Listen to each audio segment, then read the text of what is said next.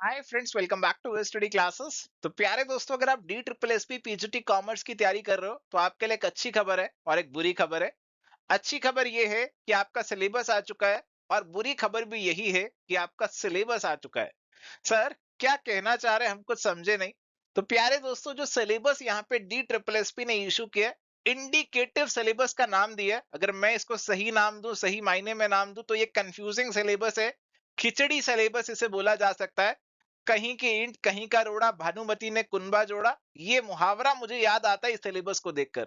चलिए, कोई बात नहीं। हमें इस सिलेबस को देखना है, कवर अप करना है, प्रिपरेशन करना है। तो आइए सिलेबस पे जो डिस्कशन है अपना, उसे स्टार्ट करते हैं। एक एक करके आपको सारे टॉपिक्स के ऊपर नजर डलवाता हूँ और दिखाता हूँ कि एग्जामिनर ने क्या खिचड़ी पका दी है आपके कॉमर्स के सिलेबस के अंदर। चलिए, तो प्यारे दोस्तों, यहाँ पे हमारे पास है G D triple S P का इंडिकेटिव पीजीटी सिलेबस। और इस सिलेबस पे अगर आप नजर डालेंगे तो इस सिलेबस में आपकी जो स्टार्टिंग की जा रही है, वो स्टार्ट किया जा रहा है आपके पार्ट 1 से। और बता दूं, शुरू में जो इन्होंने सिलेबस डाला है, that is an exact replica, बिल्कुल डिटो कॉपी किया जो आपका एनवीएस का सिलेबस था, एचपीएससी का सिलेबस था पीजीटी का। तो आधा पार्ट तो इन्होंने वहीं से कॉपी कर दिया, उसके बाद इन्होंने अपनी खिचड़ी पकाई है। तो आधा पार्ट जो पहले कॉपीड वाला, उस पर नजर डालते हैं। इसके अंदर आपका पार्ट 1 दिया इन्होंने, बिजनेस स्टडीज एंड मैनेजमेंट वाला। इसके अंदर आपके बिजनेस से जुड़ी हुई बेसिक चीजें जो आप पढ़ते हैं क्लास 11th में जनरली, वो डाली गई हैं। बिजनेस क्या है, इंडस्ट्री कॉमर्स क्या होते हैं, कैसे एक दूसरे से अलग होते हैं, small scale large scale business में क्या डिफरेंस होता है, और अलग अलग फॉर्म्स ऑफ ऑर्गेनाइजेशन जो आपके पास रहती हैं, प्रोप्राइटरशिप, एचयूएफ, पार्टनरशिप, कंपनी रहती है, कोऑपरेटिव सोसाइटी रहती है। तो इनके बीच में क्या डिफरेंसेस है, बेनिफिट्स है, लिमिटेशंस है। Public private partnership, private ownership, public ownership, global enterprises, joint venture, ये सब चीजें आपको यहाँ पे डाली गई है। इसके अलावा आपको जो बिजनेस को सपोर्ट करती हुई सर्विसेज रहती हैं, जिसमें banking, insurance, transportation, warehousing, communication, ये सब चीजें आती हैं, तो उनको इंक्लूड किया गया है। क्लास 11 की बिजनेस स्टडीज की बुक से मेजोरिटी ये वाला पोर्शन आपका कवर अप होगा। इसके बाद आती है जी ट्रेड की बात। ट्रेड के अंदर आपका इंटरनल ट्रेड, ये मोस्टली आपका मार्केटिंग के अंदर आता है, रिटेल और होलसेल ट्रेड। एंड इसके अलावा आपके जो इमर्जिंग मोड्स ऑफ बिजनेस है, जिसमें फ्रेंचाइजिंग, ई बिजनेस और आउटसोर्सिंग आता है, उसे कवर अप किया। और फिर एक्सटर्नल ट्रेड, जो कि बेसिकली आपका इंटरनेशनल बिजनेस है, तो उसको कवर अप किया। इसमें आपका एक्सपोर्ट इंपोर्ट से जुड़े हुए procedures, documentation, special economic zones, international trade से जुड़े हुए जो इंस्टीट्यूशंस और एग्रीमेंट्स हैं, जैसे आपका डब्ल्यूटीओ है, यूएनसीटीएडी, वर्ल्ड बैंक, आईएमएफ, ये सब चीजों को इंक्लूड किया गया है। बिजनेस फाइनेंस के ऊपर आते हैं जी। बिजनेस फाइनेंस हमारा अगला पार्ट है। इसके अंदर आपके बिजनेस के लिए क्या सोर्सेज ऑफ फाइनेंस रहते हैं, कौन से ओन्ड रहते हैं, कौन से बोरोड रहते हैं।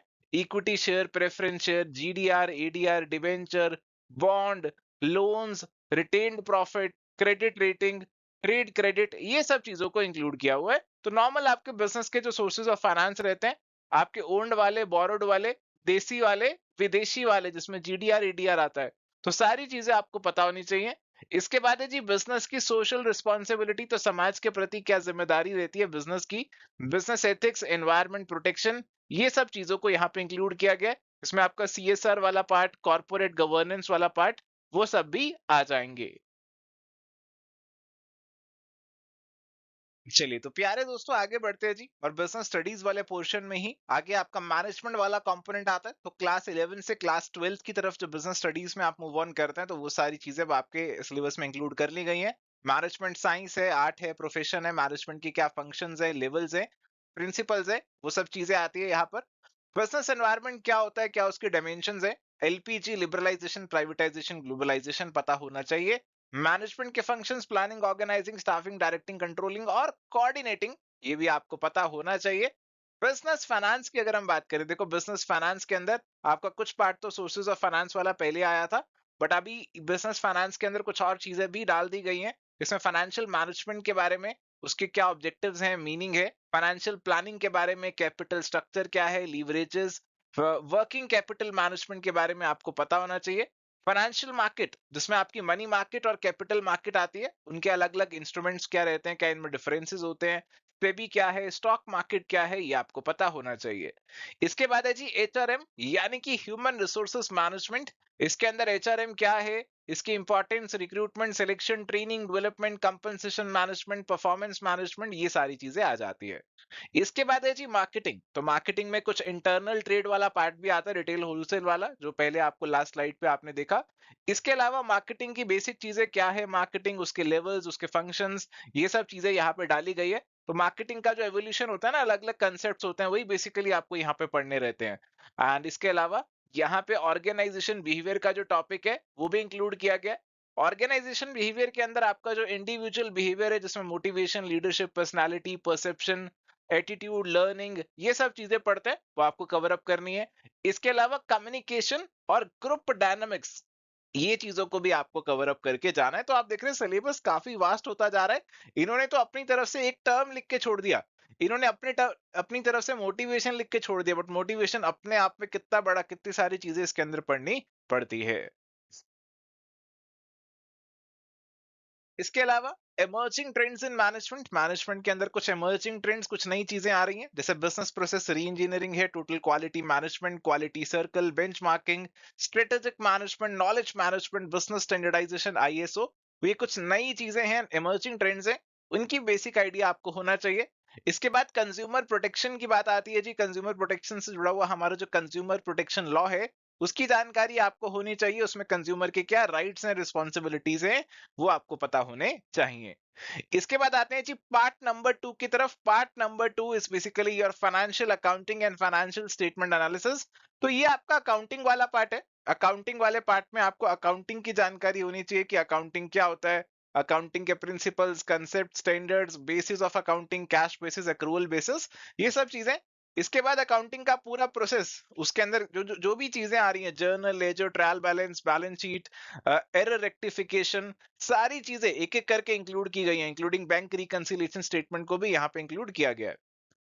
Accounting for depreciation, provision and reserve, bill of exchange, NPO यानी कि non profit organisation, partnership firms, उनका पूरा रिकॉन्स्टिट्यूशन वाला पार्ट भी, एडमिशन, रिटायरमेंट, डेथ, डिसोल्यूशन वाला। अकाउंटिंग ऑफ इनकम्प्लीट रिकॉर्ड्स, जिसे आप सिंगल एंट्री सिस्टम भी बोलते हैं। Consignment accounting, joint venture accounting, इसे भी यहाँ पे इंक्लूड किया गया है। तो काफी कॉम्प्रिहेंसिव तरीके से कवरेज चल रहा है अकाउंटिंग का भी।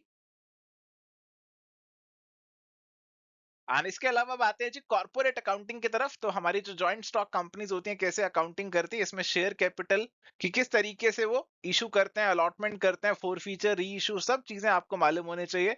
और शेयर्स के साथ साथ डिबेंचर्स का भी आपको मालूम होना चाहिए, कैसे इशू करते हैं, रिडम्पशन करते हैं। एंड इसके अलावा यहाँ पे प्यारे दोस्तों आपको लिक्विडेशन अकाउंटिंग, जब कंपनी को बंद करते हैं तो किस तरीके से अकाउंटिंग की जाती है, वो भी कवर अप करना है। फाइनेंशियल स्टेटमेंट एनालिसिस, इसके अलग अलग टूल्स आपके पास रहते हैं। कुछ तो बहुत ही सिंपल से comparative statement, common size statement, trend analysis, और कुछ काफी कॉम्प्रिहेंसिव है, जैसे अकाउंटिंग रेशियोज काफी कॉम्प्रिहेंसिव है। Fund flow statement, cash flow statement, अपने आप में काफी इंपॉर्टेंट टॉपिक्स हैं, which are used as a tool of financial statement analysis. इसके बाद आ गया जी कॉस्ट अकाउंटिंग। तो कॉस्ट अकाउंटिंग की अगर हम बात करें तो कॉस्ट अकाउंटिंग क्या है, क्या उसके फंक्शंस हैं, और इसके अंदर बहुत सारी चीजें, job costing, process costing, marginal costing, PVP analysis, cost control, cost reduction, ये सारी चीजें आपको पढ़ के जानी है। एंड प्यारे दोस्तों, कंप्यूटर्स इन अकाउंटिंग, काफी अच्छा खासा ये टॉपिक आपका यहाँ पे इंक्लूड कर लिया है। इसमें आपको कंप्यूटर्स की बेसिक जानकारी, कंप्यूटर्स कैसे अकाउंटिंग में इस्तेमाल किए जाते हैं, एमआईएस क्या होता है, डीबीएमएस क्या होता है, डाटाबेस मैनेजमेंट सिस्टम, कस्टमाइज्ड और टेलर मेड अकाउंटिंग सॉफ्टवेयर्स क्या होते हैं, क्या उनमें फर्क होता है, कौन से रेडीमेड होते हैं, ये सब जानकारी आपको होनी चाहिए। इसके अलावा inflation accounting, accounting for human resource यानी कि HR accounting, and social responsibility, ये भी आपके सिलेबस में इंक्लूड किया हुआ है। तो पहले वाला जो पार्ट है बड़ा सिस्टमेटिक तरीके से चल रहा है, क्लास 11th और क्लास 12th की आपको कवरेज करने के लिए कह रहा है। तो दिस इज एग्जैक्टली सेम, अगर आपने पहले पीजीटी कॉमर्स की तैयारी करी हुई है तो ये वाला पोर्शन तो ऑलमोस्ट आपने काफी हद तक कवर अप किया होगा।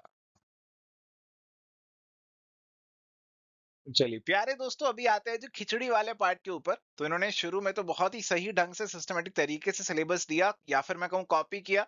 आगे इन्होंने कॉपी तो किया, बट बहुत ही टेढ़े मेढ़े तरीके से कुछ भी उठा के यहाँ पर डाल दिया, और काफी चीजें आपको रेपिटेशन दिखेंगी, काफी चीजें ऐसी आपको लगेंगी कि अरे इसको करने की क्या जरूरत है, इसे क्यों इंक्लूड किया गया। काफी चीजें ऐसी होंगी जो पहले स्पेसिफिकली मेंशन्ड है, यहाँ पे दोबारा उठा के लिख दी। काफी वेग टर्मिनोलॉजी आपको देखने को मिलेगी। तो खामखा कंफ्यूज करने के लिए शायद ये सब चीजें इन्होंने करी हुई हैं यहाँ पर, एक बार नजर जरूर डालते हैं तो मैं आपको बताऊंगा भी किस तरीके से आपको कवरेज रखना है कि बहुत ज्यादा कंफ्यूज ना हो जाए और आपका एक ऑप्टिमम कवरेज भी एग्जामिनेशन के लिए हो जाए। इसके बाद है जी बिजनेस स्टेटिस्टिक्स वाला पार्ट। तो बिजनेस स्टेटिस्टिक्स वाले पार्ट की अगर हम बात करें तो प्रीवियस एग्जामिनेशंस में भी कुछ कुछ सवाल यहाँ से देखने को मिलते हैं इस पोर्शन से। तो आप उसी के अकॉर्डिंग इस बिजनेस स्टेटिस्टिक्स वाले पार्ट को कवर अप कीजिएगा, बहुत ज्यादा डीप में जाने की जरूरत नहीं है। एडवांस्ड मैनेजमेंट अकाउंटिंग, ये मैनेजमेंट अकाउंटिंग वाला जो पार्ट है इसमें आपका जो फाइनेंशियल स्टेटमेंट एनालिसिस वाली जो चीजें रहती हैं, ratio analysis, cash flow, fund flow, mainly वही आती हैं। कॉस्ट अकाउंटिंग तो अलग से आप कवर अप कर ही रहे हैं, आपके सिलेबस में मेंशन ही है, तो ये भी आपको ऑलरेडी इंक्लूडेड ही है। मैनेजरियल इकोनॉमिक्स, अगेन इकोनॉमिक्स से भी आपको कई सवाल आपके प्रीवियस पेपर्स में देखने को मिलेंगे, तो you can take it as a guidance कि कितना कवर अप करना है इकोनॉमिक्स को। फाइनेंशियल प्लानिंग तो पहले भी लिखा हुआ है यार, ये तो काट ही दो, इस पे कोई ध्यान देने की जरूरत नहीं है। ऑर्गेनाइजेशन बिहेवियर पहले भी लिखा हुआ है, दोबारा से ध्यान देने की जरूरत नहीं है, काट दो।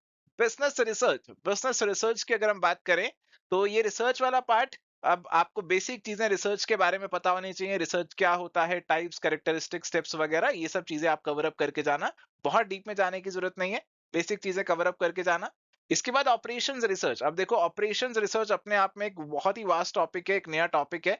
इसके अंदर आपकी बहुत सारी टेक्निक्स भी आ जाती हैं, जैसे आप नेटवर्क डायग्राम्स की, पर्ट, सीपीएम वगैरह की बात करते हैं, ट्रांसपोर्टेशन वगैरह भी इसके अंदर आता है, अलग अलग चीजें आती है। तो बेसिक ऑपरेशंस रिसर्च क्या आता है, क्या होता है, और पर्ट, सीपीएम वगैरह जो मेन कोर टेक्निक्स हैं उन पे ही ज्यादा दिमाग लगाना, बाकी चीजों पे आगे बहुत ज्यादा दिमाग मत लगाना।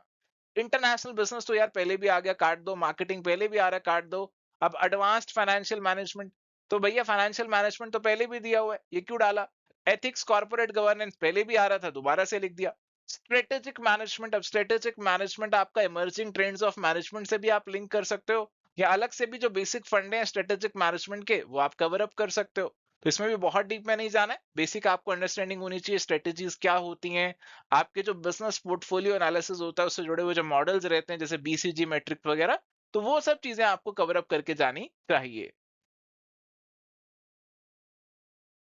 चलिए इसके बाद दोबारा से फिर कहानी शुरू हो गई, फिर आ गया जी अकाउंटिंग, दोबारा से लिख दिया इन्होंने।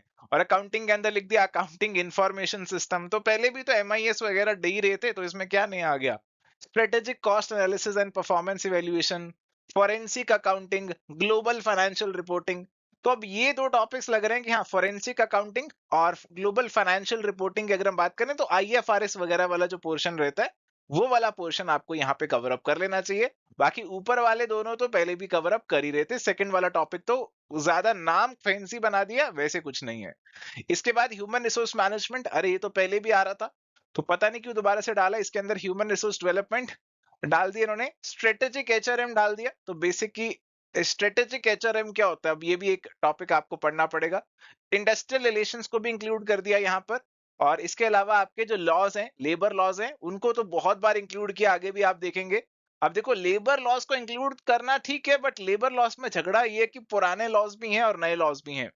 अभी तो हमारे पास 4 नए लेबर कोड आ चुके हैं, और पहले हमारे पास बहुत सारे लॉज रहते थे, तो कितना कवर अप करके जाया जाए, ये थोड़ा सा यहाँ पे एक वेग, थोड़ा सा एम्बिग्यूटी रहती है, थोड़ा सा एक ग्रे एरिया यहाँ पे हो जाता है। तो मैं आपको एडवाइस करूंगा बहुत ज्यादा पुराने कंपनसेशन लॉज को पढ़ के मत जाइए, पुराने लॉज के ऊपर एग्जामिनेशन में सवाल आ भी गया तो उसके लिए आपको बहुत ज्यादा वाली मेहनत करनी पड़ेगी। तो आपके जो नए वाले लेबर कोड है उन पे ज्यादा एम्फेसाइज कीजिए। इसके अलावा प्यारे दोस्तों ह्यूमन रिसोर्स एनालिटिक्स, ये टॉपिक एक यहाँ पे इंक्लूड किया गया है। इसके अलावा प्यारे दोस्तों यहाँ पे हमारे पास फाइनेंस को इंक्लूड किया, इसमें आपका security analysis and portfolio management वाला पार्ट डाला।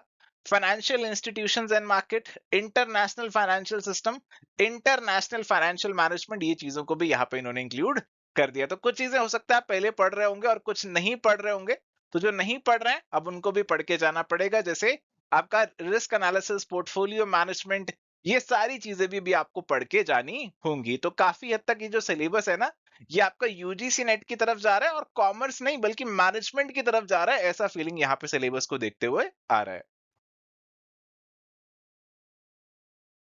चलिए इसके बाद मार्केटिंग आ गया। मार्केटिंग में एडवर्टाइजिंग वगैरह तो पहले ही आप पढ़ रहे थे, इंटरनेशनल मार्केटिंग भी अब आपको पढ़ना है। Consumer behaviour, supply chain management, ये सारी चीजें भी इंक्लूड की गई है। काफी सारी चीजें तो मोर और लेस क्लैरिफिकेटरी हैं, आप पहले भी पढ़ाई कर ही रहे होगे, उनकी वैल्यू पहले भी पढ़ रहे होगे, बट उन्होंने स्पेसिफिकली सिलेबस में इंक्लूड कर दिया। इसके बाद आगे हमारे पास है इंटरनेशनल बिजनेस, इसमें इंडिया का फॉरेन ट्रेड, एक्सपोर्ट मार्केटिंग। अब देखो इंटरनेशनल मार्केटिंग भी लिख दिया, एक्सपोर्ट मार्केटिंग भी लिख दिया, अब एक ही चीज हुई वैसे तो ये। एक्सपोर्ट इंपोर्ट प्रोसीजर्स तो पहले मेन सिलेबस में भी लिखा हुआ था, दोबारा से लिख दिया। इंटरनेशनल ट्रेड लॉजिस्टिक्स, तो इंटरनेशनल ट्रेड के क्या प्रोसीजर्स रहते हैं, बेसिकली वही चीज हुई, उसको दोबारा से लिख दिया। बिजनेस लॉस, बिजनेस लॉस के अंदर यहाँ पे कॉर्पोरेट लॉस, इंडस्ट्रियल लॉस यहाँ पे इन्होंने मेंशन कर दिया। अब कॉर्पोरेट लॉस में कौन से लॉ पढ़ने हैं ये नहीं पता, तो जो मेन मेन लॉज होते हैं जैसे कॉन्ट्रैक्ट एक्ट है, सेल ऑफ गुड्स एक्ट है, कंपनी लॉ है, तो उससे आप पढ़ के जा सकते हैं। ऐसे ही फिर इंडस्ट्रियल लॉज लिख दिया। अब इंडस्ट्रियल और लेबर लॉज की बात तो मैं आपको पहले ही बता चुका हूं कि बहुत सारे लॉज हैं। पुराने लॉज तो इतने सारे थे, फिर उनको कंसोलिडेट करके 4 नए लेबर कोड आ गए। तो इसमें आपको कहीं ना कहीं थोड़ा सा अपने आप को लिमिटेड रखना पड़ेगा। पुराने सारे लॉज अगर आप पढ़ के जाएंगे तो it would be impossible to cover the syllabus. इसके बाद India foreign trade and investment, ये तो दोबारा ही आ गया। एग्जिम प्रोसीजर एंड डॉक्यूमेंटेशन, ये दोबारा आ गया। ये मैंने गलती से कॉपी किया दोबारा या इन्होंने दोबारा लिख दिया, ये चेक करना पड़ेगा। ये तो आपको इग्नोर करना है, इसे छोड़ दीजिए। तो काफी सारी चीजें ऐसा लग रहा है सिलेबस में इन्होंने बिना सोचे समझे, बिना सिर पैर के डाल दिए हैं। कोई क्लैरिफिकेशन नहीं दिया, एक्सप्लेन नहीं किया इसके अंदर क्या पढ़ना है क्या नहीं पढ़ना। बस ऐसे इन्होंने बस लिखने को लिख दिया कि सिलेबस देना है तो बस अब जो मर्जी एक बार लिख दो।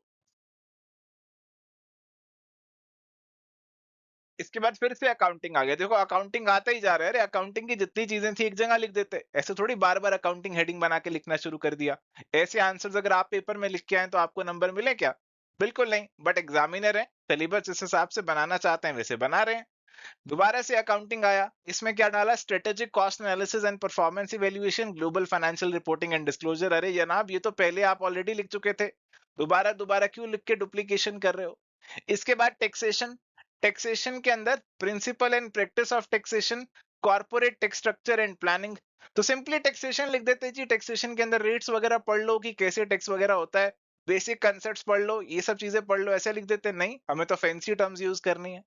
Finance, security analysis and portfolio management, international financial management, ये तो जनाब पहले भी लिखा हुआ था। ह्यूमन रिसोर्स मैनेजमेंट, इसके अंदर HR development, industrial relation and compensation laws, ये तो आपने ऑलरेडी पहले भी लिखा हुआ था, दोबारा से लिख दिया। Marketing, advertising and sale management, consumer behaviour, ये भी फिर से लिख दिया। ये क्या डबल डबल लिखी जा रहे हैं सारा कुछ सिलेबस में। Banking and insurance, banking and insurance में आपके banking products and practice, insurance products and practice. तो बैंकिंग के क्या क्या प्रोडक्ट्स होते हैं, अब देखो कंफ्यूज कर रहे हैं खामखा आपको। अरे बैंकिंग में क्या प्रोडक्ट्स होते हैं, आपके अलग अलग टाइप के खाते जो खोल देते हैं, जो सर्विसेज आपको बैंक्स देते हैं वही तो आएंगे इसके अंदर, तो कंफ्यूज नहीं होना। इंश्योरेंस प्रोडक्ट्स एंड प्रैक्टिस, तो इंश्योरेंस अलग अलग टाइप्स की होती है, कोई यूलिप प्लान होता है, कोई लाइफ इंश्योरेंस है, कोई मोटर इंश्योरेंस है, कोई हेल्थ इंश्योरेंस है, यही तो आपके इंश्योरेंस के प्रोडक्ट्स हैं। एंटरप्रेन्योरशिप से जुड़ी हुई बेसिक बातें आप पढ़ लेना। Legal environment of the business, ये आपका बिजनेस लॉज ही होते हैं। अब कौन से लॉज पढ़ने हैं कौन से नहीं पढ़ने, इसके लिए आप प्रीवियस ईयर पेपर्स का सहारा लीजिए।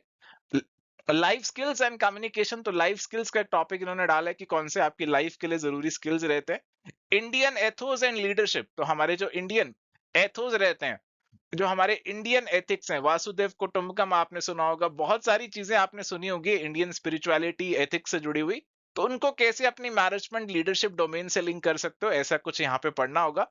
फिर है जी financial modelling using Excel, basically आपको माइक्रोसॉफ्ट एक्सेल की जानकारी होनी चाहिए कि एक्सेल क्या होता है, कौन से इसमें इंपॉर्टेंट फार्मूलाज होते हैं जो अकाउंटिंग और फाइनेंस से जुड़े हुए होते हैं। चलिए जी, तो फिर से दोबारा से इन्होंने यहाँ पे दोबारा से टॉपिक्स लिखने की कोशिश करी, फिर से लिख दिया managerial economics, organisation theory, managerial accounting, advanced business statistics, business finance, marketing management, human resource management. तो डुप्लीकेसी चल रही है, दोबारा उठा के वही चीजें लिखी जा रहे हैं, कोई सिस्टमेटिक तरीके से लिख नहीं रहे हैं। इसके बाद theory of the firm, basically आपका इकोनॉमिक्स वाला पार्ट ही हो गया। Behavioural sciences, this is again organisation behaviour से आप इसे लिंक कर सकते हो। रिसर्च मेथोलॉजी, तो रिसर्च पहले आ ही चुका है जी। Accounting for planning and control, financial management, marketing strategy, banking insurance, कितनी बार लिखोगे? Computer application in business, strategic management. ये बार बार क्यों रिवाइज करा रहे हैं हमें कि हम भूल ना जाए पहले सिलेबस में क्या लिखा हुआ था, इसलिए दोबारा से सिलेबस में वही चीजें डाल दो। बहुत ज्यादा खिचड़ी लग रहा है, बहुत ज्यादा खिचड़ी है जी सिलेबस के अंदर तो। इसके बाद दोबारा से accounting, finance, marketing, human resource management, banking and insurance. अरे जनाब, हो क्या रहा है? ऐसा तो नहीं था कि 10 आपने पेपर सेटर्स को बोला था सिलेबस लेकर आओ और सबने अलग अलग सिलेबस दिया, आपने सारे सिलेबस यहाँ पे इंक्लूड कर दिए। ऐसा तो कुछ नहीं किया ना आपने, क्योंकि यहाँ पे ऐसा लग रहा है बहुत सारी खिचड़ी है, एक ही चीज को 10-10 बार आपने लिखने की कोशिश करी हुई है। जिस चीज में थोड़ी सी क्लैरिफिकेशन होनी चाहिए थी, वो क्लैरिफिकेशन आपने दी नहीं कि किस टॉपिक को कितना पढ़ना है, कितना नहीं पढ़ना। ये जानकारी हमें कुछ भी यहाँ से इस सिलेबस से नहीं मिल रही है। और लीजिए जनाब, अभी भी सिलेबस खत्म नहीं होता है, फिर दोबारा से वही चीजें शुरू हो गई। अकाउंटिंग फिर से आ गया, अकाउंटिंग थ्योरी, फिर कॉस्ट अकाउंटिंग, फिर MIS, working capital, auditing include कर दिया इस बार अब यहाँ पे investment management, operation research, tax planning, फिर से वही चीजें आ रही हैं। Working capital management, financial services, Indian financial system, risk management, derivatives, strategic financial management, security analysis and portfolio management, financial services, security market operations. तो कहीं ना कहीं बहुत सारी चीजें लिखने की कोशिश करी हुई है। काफी सारी चीजें, अब देखो ना, सिक्योरिटीज मार्केट तो ऑलरेडी आपकी जो कैपिटल मार्केट आप पढ़ते हैं, फाइनेंशियल मार्केट पढ़ते हैं, उसी का पार्ट है, क्यों दोबारा इंक्लूड करना। पोर्टफोलियो मैनेजमेंट, ये सब आपका पहले ही आ चुका है। तो बहुत ना खिचड़ी सी बना दी है सिलेबस के अंदर। जो एक होनहार स्टूडेंट होगा, एक हार्ड वर्किंग स्टूडेंट होगा, वो बहुत ज्यादा कंफ्यूज यहाँ पे हो जाने वाला है। उसको मैं ये कहूंगा, कंफ्यूज मत हो। जो नॉर्मल आप तैयारी कर रहे थे, बस वैसे ही उसी तैयारी को करते जाइए, प्रीवियस ईयर पेपर्स को देखते जाइए।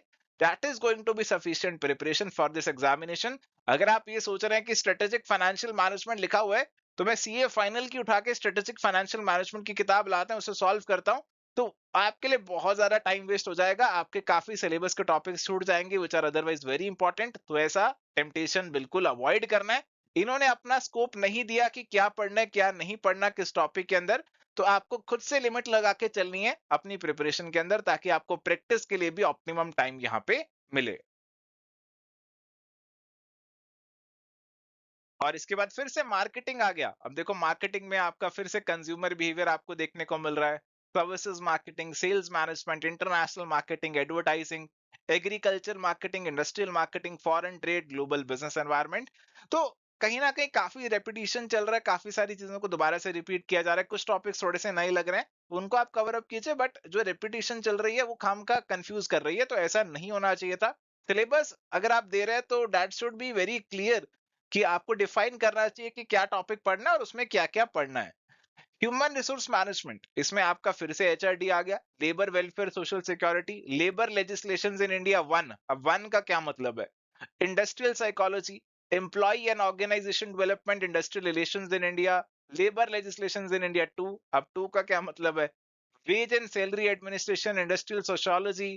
तो बस फैंसी फैंसी टर्म्स इन्होंने उठा उठा के यहाँ पे डाल दिए हैं। आपको कंफ्यूज नहीं होना है, आपको अपनी जो कंफ्यूजन है उसको कम से कम रखना है। ये काम का आपको कंफ्यूज करने की कोशिश कर रहे हैं ये सिलेबस को देखकर, बट आपको अपना जो बेसिक्स है उस पर ज्यादा से ज्यादा स्टिक करना है, एमसीक्यूज पे, पीवाई क्या, उस पर ज्यादा से ज्यादा स्ट्रेस करना है।